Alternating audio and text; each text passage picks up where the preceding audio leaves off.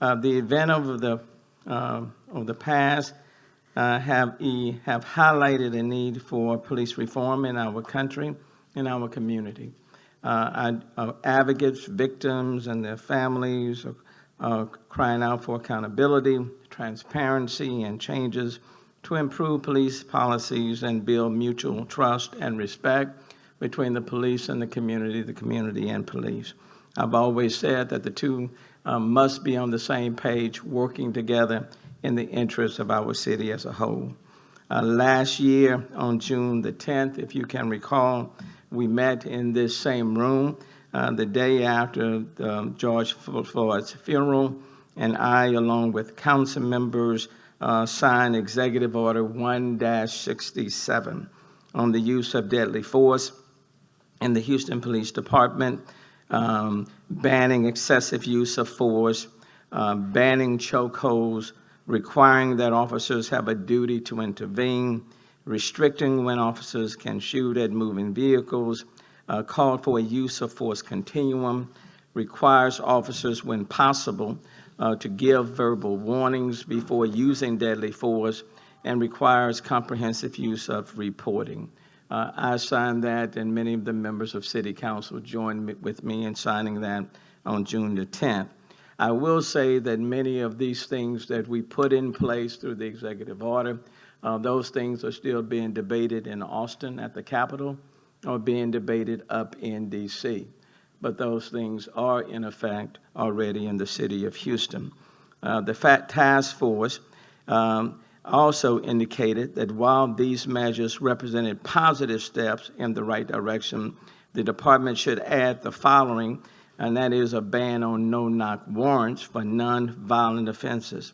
The existing executive order still allows for no-knock warrants as long as the warrant has been approved in writing by HPD Chief of Police or his designee, and the warrant has been signed by a district court judge. Today, we are banning no-knock warrants for nonviolent offenses, which is the recommendation of the task force.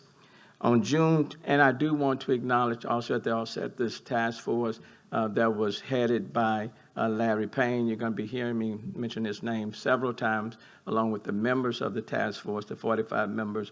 So Larry, at the very beginning, I want to acknowledge and thank you for your incredible leadership. And I might also add that prior to this press conference, on last night, Larry Payne convened, I think it was about 25 or 27 members of the task force, where I went over the recommendations of the things, the steps we are taking today with that task force, and had a very enlightening conversation with them. On June 24, I then appointed the Mayor's Task Force on Policing Reform, chaired by Larry Payne, and asked members to study Houston Police Department policies and procedures. And last September, shortly thereafter, I assembled the 45-member task force chaired by Larry. The task force presented 104 recommendations, and as I said then and since then, I agreed with the overwhelming number of those recommendations. Over the past several months, we have been deliberate and methodical in our approach, which required time, additional study, identifying individuals to hire or appoint to key positions called for in the reforms.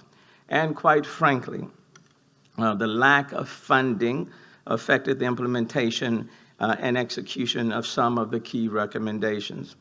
Today, I am going to announce how we are moving forward to implement additional reforms called for by the task force, and some of the major proposals, including in the task force recommendation.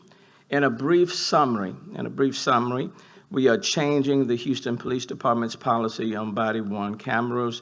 I'm announcing the hiring of a Deputy Inspector General of the new Office of Policing Reform and Accountability, restructuring of the Independent Police Oversight Board to include appointing a new chair, changing how members of the public can file complaints and access information on a newly designed website with 5 data dashboards, regarding police transparency, and a roughly $25 million investment in crisis intervention over 3 years.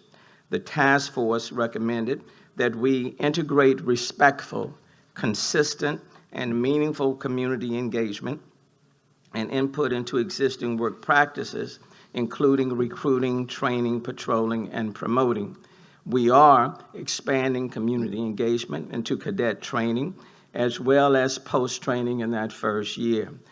We will continue to partner with Sam Houston State University, but we will broaden our reach to include a partnership with Texas Southern University, and I've had the privilege of talking to President Hewlett already at Texas Southern, and he has graciously agreed to partner with us, and with Prairie View A&M Ruth J. Simmons Center for Race and Justice to conduct community surveys, use technology to obtain real-time feedback, ask for community input on recruiting materials, and we will publish the findings. All of these recommendations come from the task force.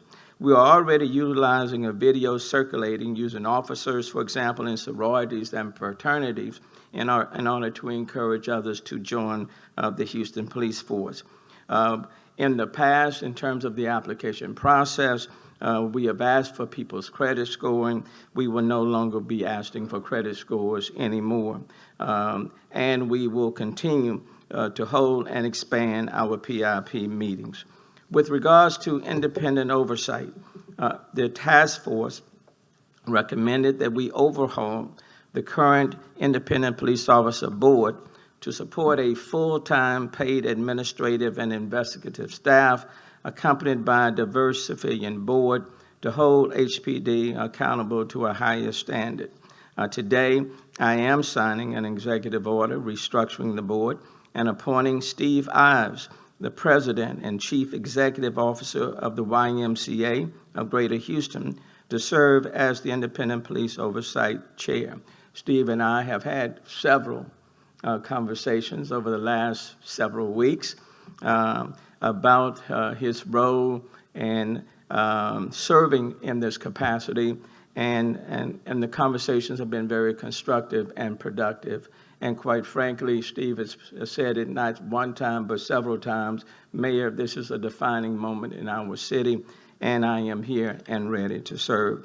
And so I want to thank Steve Ives, and you'll be hearing from him shortly. Today, I am appointing a Deputy Inspector General also of the new Office of Police Reform and Accountability. Krista Okorfa is a Harris County Chief Prosecutor currently, overseeing felony cases. In that position, she led and supervised investigations and prosecutions and tried numerous jury trials. She also served as a prosecutor in the Major Narcotics Criminal Division and as a diversion program prosecutor. She is a graduate of the University of Texas undergrad and a graduate of Thurgood Marshall School of Law of Texas Southern University. Crystal will have a limited staff to investigate complaints both internally and externally, and to report to the Inter-Police Oversight Board, as well as to the Chief of Police. Additionally, community members will be able, and let me pause there, because I want to thank Ms. Okorfa, Crystal, for also agreeing to serve, and where is she? Right there, for also agreeing, you'll be hearing from her shortly, for agreeing to serve. And she's had many conversations with my staff, and I've had a chance to visit with her as well, and took time to woo her away. But we are very appreciative of the fact that she viewed this as a transformational moment as well, and has agreed to serve in a full-time capacity. In addition, community members will now be able to submit complaints online, and they can also submit complaints to community groups like the NAACP, LULAC, the Anti-Defamation League, the Islamic Society of Greater Houston, the Mayor's Office with People with Disabilities, the Mayor's LGBTQ Task Force.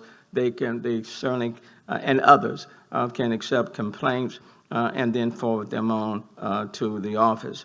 The complaint form will be in multiple languages and accessible, and quarterly reports, as asked for by the task force, recommended by the task force, will also be provided. And so I'm very appreciative of the recommendations coming from the task force and the changes that will be made.